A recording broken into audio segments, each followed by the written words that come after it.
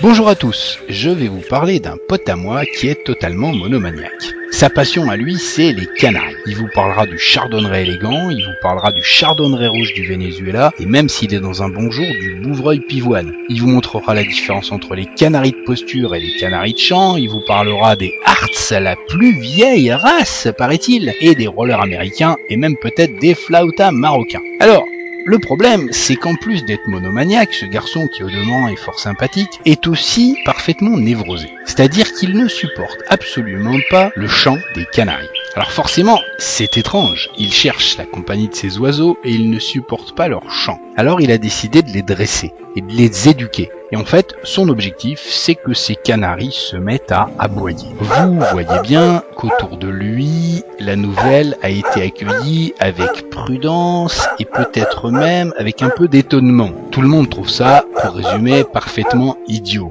On lui a conseillé à ce moment-là d'adopter plutôt des chiens. En fait, c'est pas possible parce qu'en plus d'être névrosé, ce pauvre garçon est aussi totalement canophobe. Il ne supporte pas la présence d'un chien dans son entourage. Donc, ce qu'il veut, lui, ce sont des canaris, pour leur présence, leur apparence et leur plastique, mais des canaris qui ne chantent pas, car il ne supporte pas le chant du canari. Il veut des canaris qui aboient. Alors, vous allez me dire, ok, c'est très gentil tout ça, mais... C'est quoi le rapport avec le poker?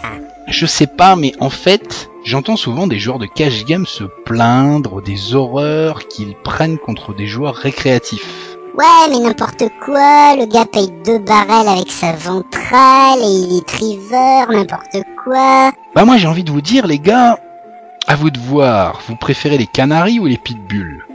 Si dans vos sélections de table, vous cherchez le joueur récréatif, pourquoi voulez-vous l'empêcher de chanter?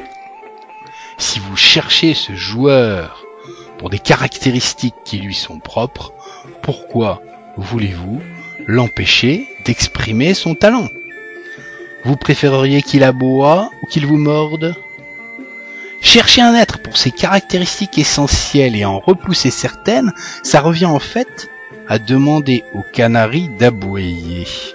Alors pensez à mon pote le collectionneur de canaris, névrosé et canophobe, et, s'il vous plaît, laissez chanter les canaris.